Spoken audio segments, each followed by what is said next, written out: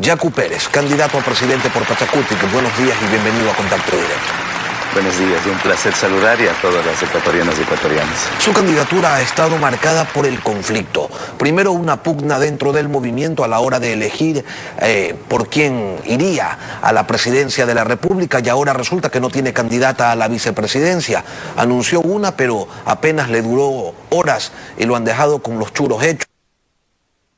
Al termina, dice un viejo adagio por ahí. El movimiento indígena tiene mucha democracia interna y es como la dialéctica.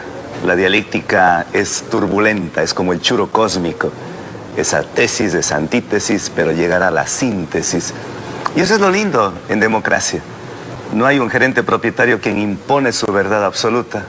No hay una verdad pontificial, sino hay criterios y esos criterios hay que debatir, hay que saber escuchar.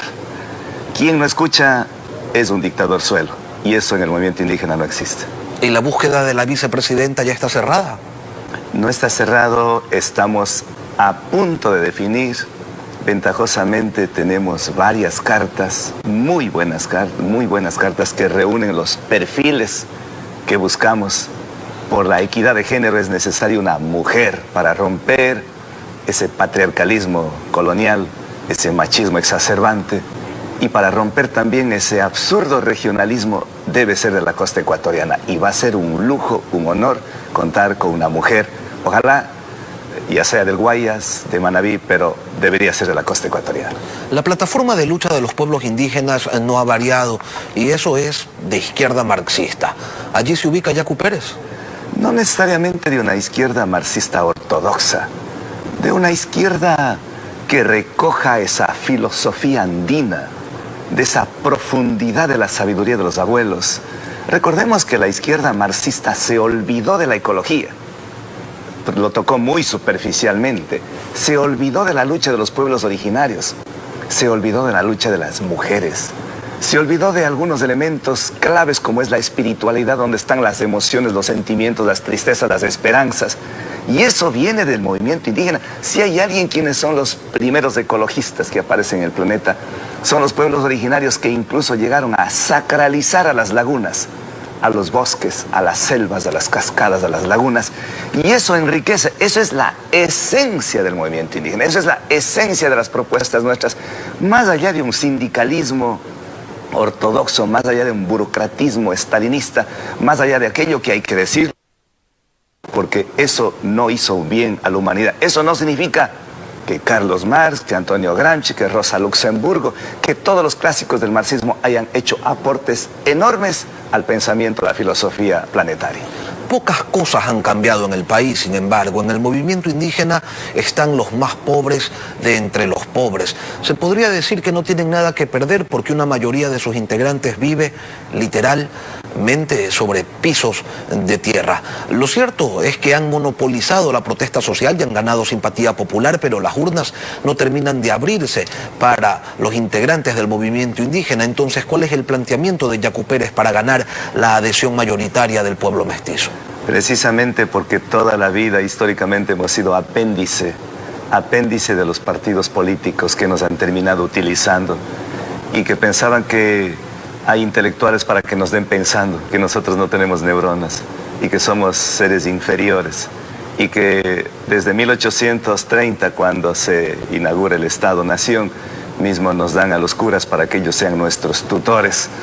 Y sabiendo que somos miles, que somos millones de los de a pie, de los despojados, de los excluidos, de los que muchas veces terminamos acostándonos con hambre, de los que no tenemos empleo, de los que vivimos del trabajo informal, esa propuesta tiene que recoger y hacer de esa necesidad una aspiración, hacer de esa pesadilla un sueño, hacer de esa situación tan calamitosa en la que viven millones de ecuatorianos que no tienen una raya de tierra, que no tienen seguro social, que no tienen techo, que no tienen agua potable, que no tienen servicios básicos en el campo. Eso es lo que les ha expulsado del campo a la ciudad.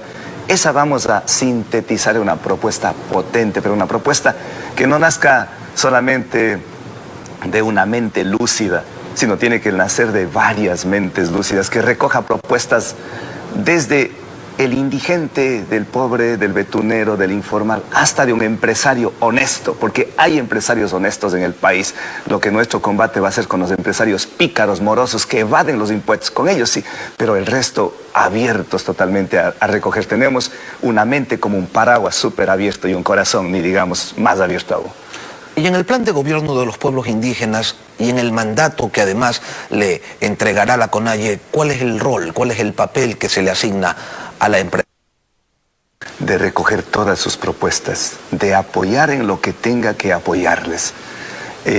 A la inversión privada no hay que temerlo. Es más, hay que invitar a la inversión privada, pero a una inversión privada que no venga a hacer extractivismo, que no venga a explotar a nuestros hermanos trabajadores, que no venga a evadir con el carácter eufemísticamente de eludir los impuestos. Bienvenido a la empresa privada, bienvenido a la inversión privada, pero bajo reglas claras, en donde no hayan contratos con cláusulas confidenciales, en donde no hayan contratos con preventas petroleras hasta el 2024, como lo hipotecó Correa, entregándoles el petróleo a los chinos y a los tailandeses, en donde no haya nada bajo la mesa, sino todo sobre la mesa a la luz pública para que todos los ecuatorianos puedan conocer y saber de qué se trata. La empresa privada es vista como violadora de la Pachamama por el extractivismo petrolero y por la gran minería en fuentes de agua, pero el país está ilíquido y quebrado esperando rentas petroleras y también mineras,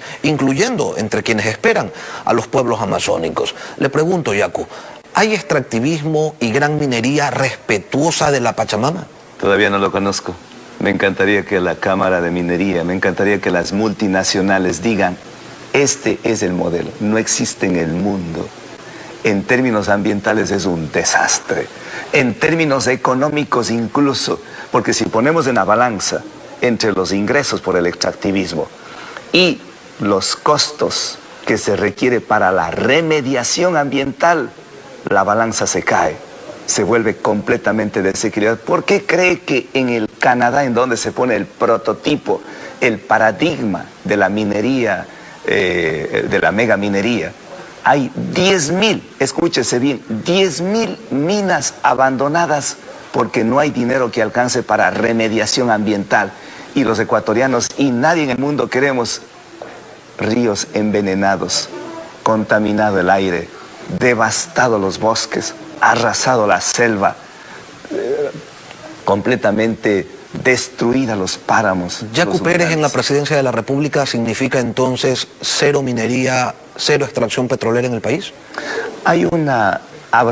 Este rato vivimos una etapa a una etapa post-extractivista.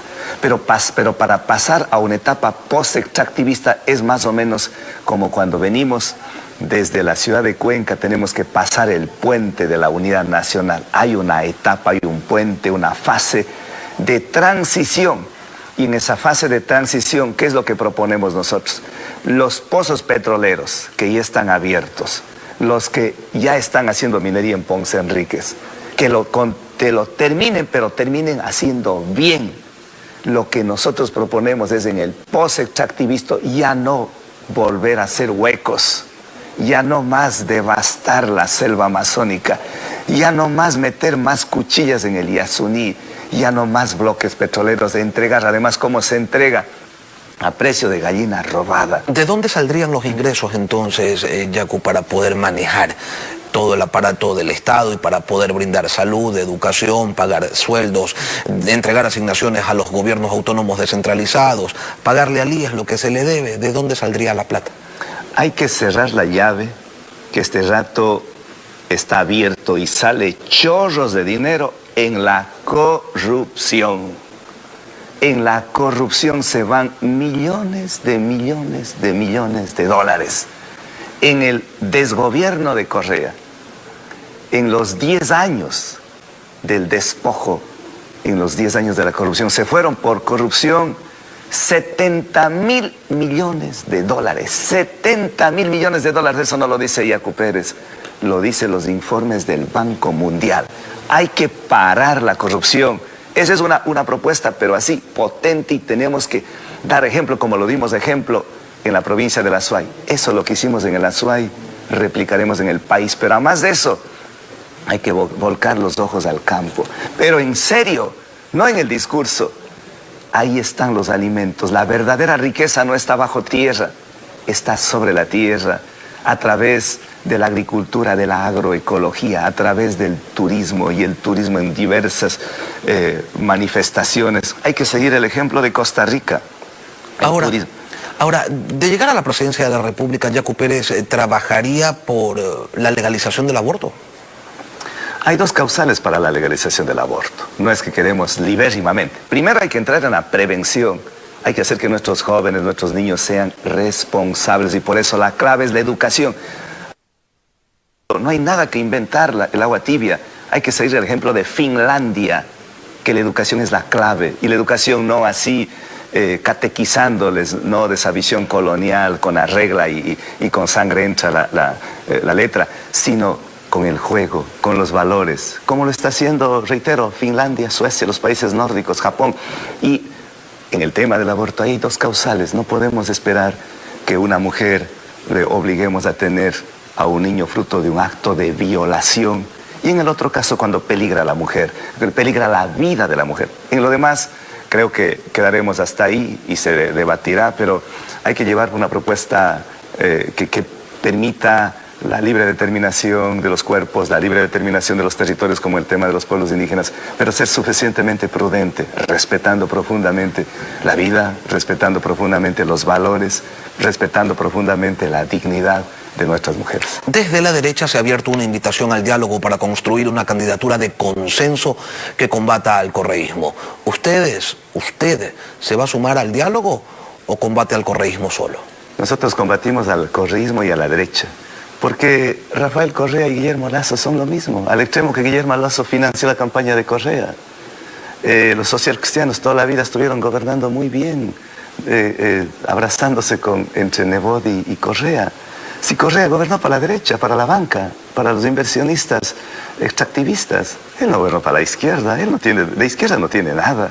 Eso es que se ha vendido la falsa imagen que es de izquierda. ¿Cómo es una persona de izquierda mete preso a los ecologistas, a los sindicalistas? ¿Cómo es que una persona de izquierda privatiza el Puerto Bolívar, Puerto Pozorja, Puerto de Manta? ¿Cómo es que una persona de izquierda privatizó los sectores estratégicos del país, minas, petróleos, telefonía celular?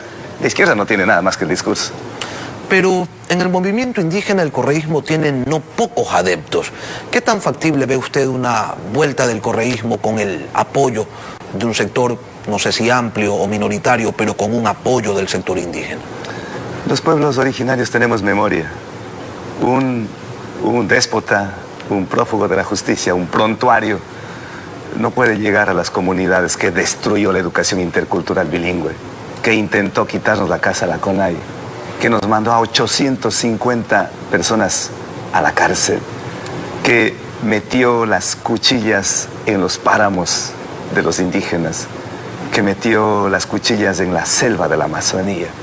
Un gobierno que no hizo nada por las... No tiene ni autoridad ni talla ética. Creo que no tendría sangre en la cara para volver a Sumbawa, a Quimsacocha, a los lugares en donde aflora desengaño, pues desilusión, pero ventajosamente con la propuesta nuestra aparece una luz que se proyecta a nivel del país, una esperanza gigante. ¿No hay entonces ninguna posibilidad de que Yacu Pérez decline su candidatura? Esta está en firme.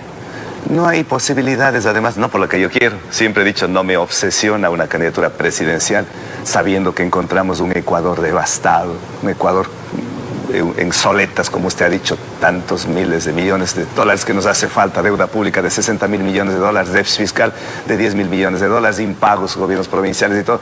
Pero hay un compromiso, y no solamente de Yacu Pérez, sino de mis compañeros, que han puesto su mirada fija y la esperanza en esta humilde persona para transformar, para parar la corrupción, para decirle no más, para hacer que reivindiquemos a nuestro pueblo, que ya estamos hartos, ya estamos hasta la coronilla de tanto robo, de tanto saqueo, de esta tristeza que nos da, pero que de la tristeza llevaremos a la alegría, a los sueños de los ecuatorianos. Yacu Pérez, candidato a la presidencia de la República por el movimiento Pachakutik.